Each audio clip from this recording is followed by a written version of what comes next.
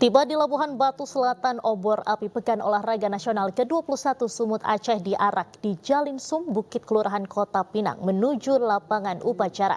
Sebanyak 18 kabupaten dan kota di Sumatera Utara akan disinggahi obor api ini sebelum pembukaan PON pada 9 September mendatang.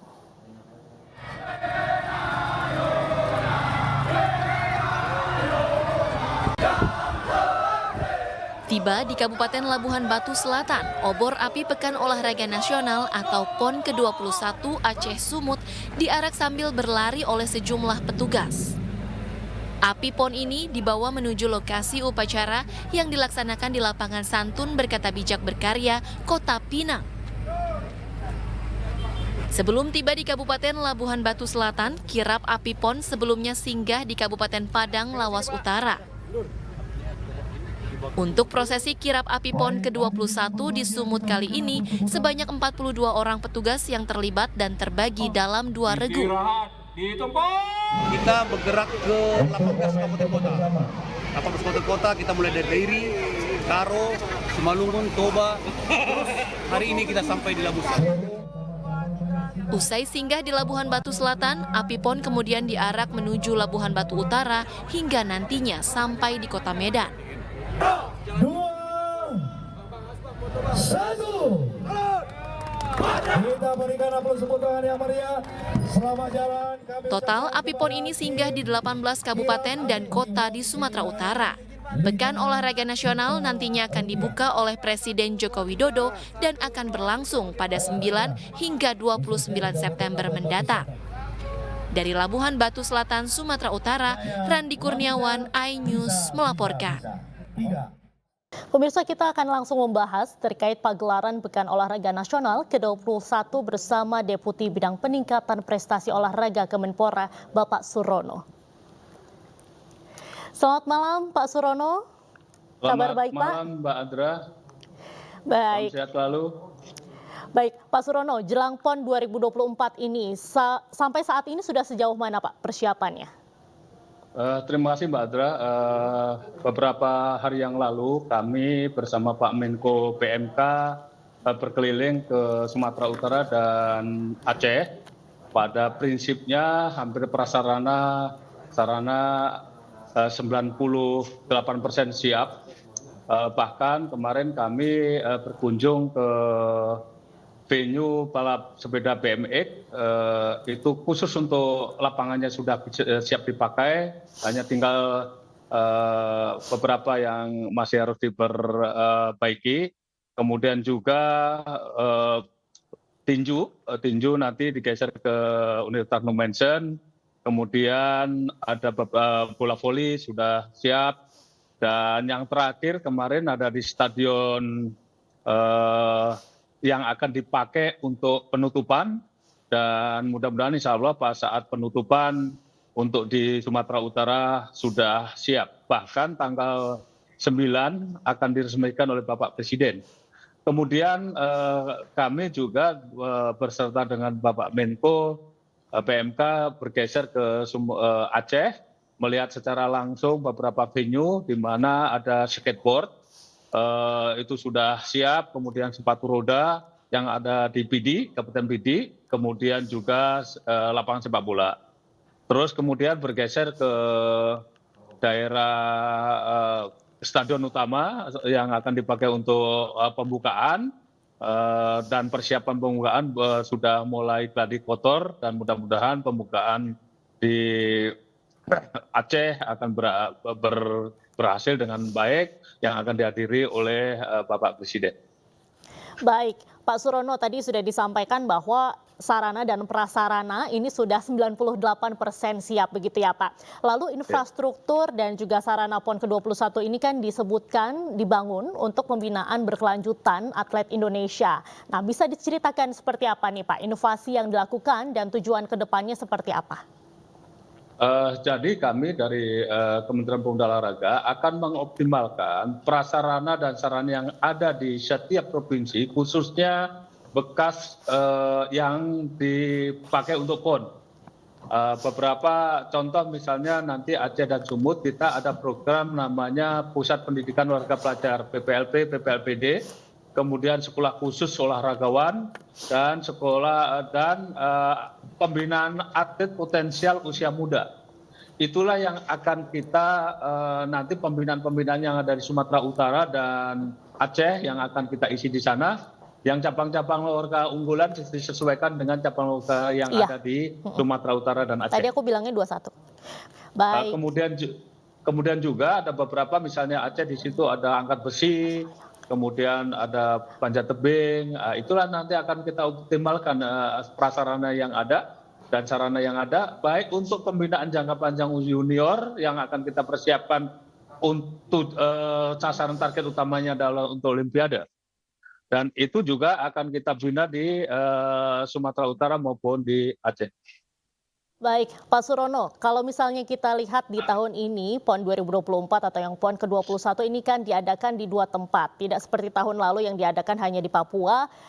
Khusus tahun ini apa tantangannya, Pak? Dan adakah persiapan khusus menjelang PON pada tahun ini?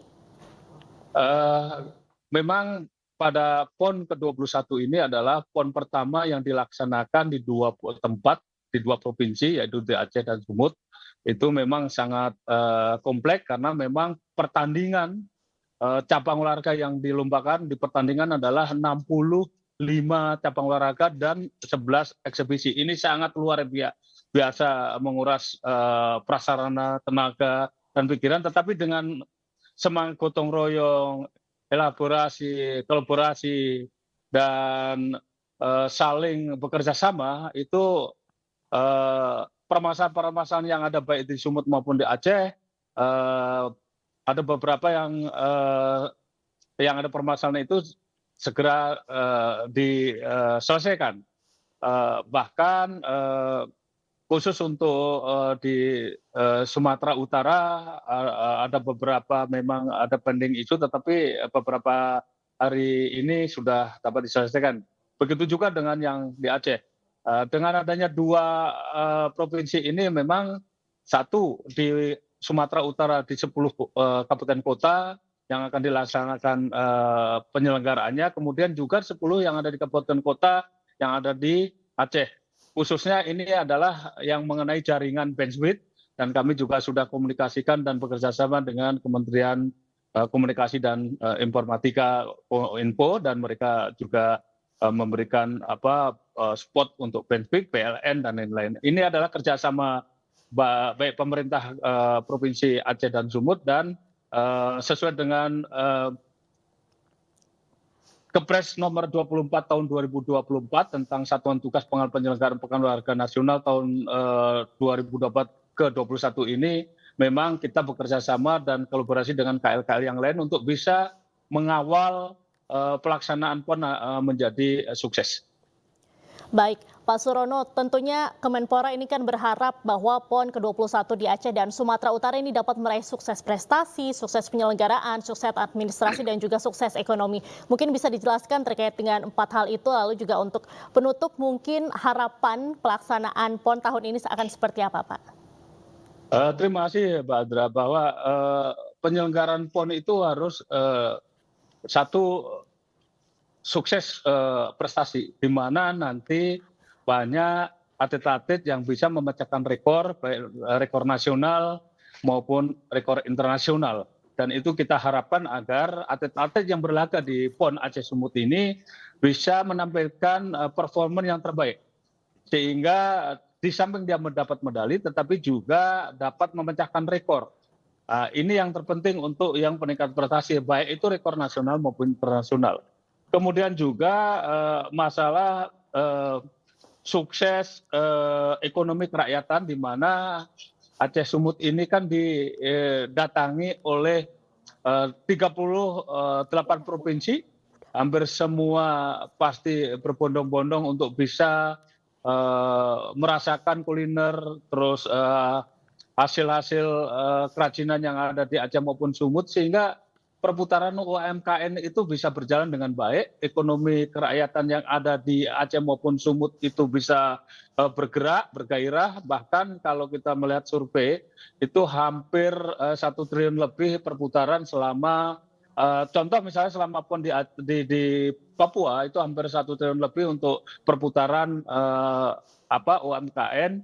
Kemudian kemungkinan di Aceh Sumut karena yang dipertandingkan lebih banyak cabang olahraganya, perputaran ekonomi yang ada di Aceh Sumut akan lebih besar lagi. Nanti akan kita cek mengenai survei dari lembaga-lembaga yang meriset mengenai perputaran ekonomi. Kemudian yang tidak kalah pentingnya adalah sukses administrasi, di mana setelah penyelenggaraan itu yang penting pertanggungjawaban baik anggaran APBN maupun APBD itu disesuaikan dengan aturan yang berlaku, yaitu dengan prinsip efektif, efisien, transparansi, dan akuntabel. Jangan sampai PON selesai nanti menimbulkan permasalahan, banyak panitia yang dipanggil-panggil dan merangka untuk agar kami selalu mendampingi untuk penyelenggaraan khususnya administrasi. Di sini ada pendampingan dari Kejaksaan, kemudian Baris Krim Polri, ke LKPP dan BPKP. Baik.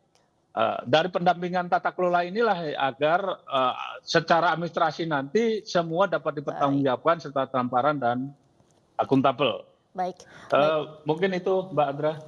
Baik, terima kasih banyak Pak Surono atas waktunya bersama iNews sore hari ini. Semoga pelaksanaan PON pada tahun ini bisa berjalan dengan baik dan juga lancar. Terima kasih. Terima kasih Mbak Andra.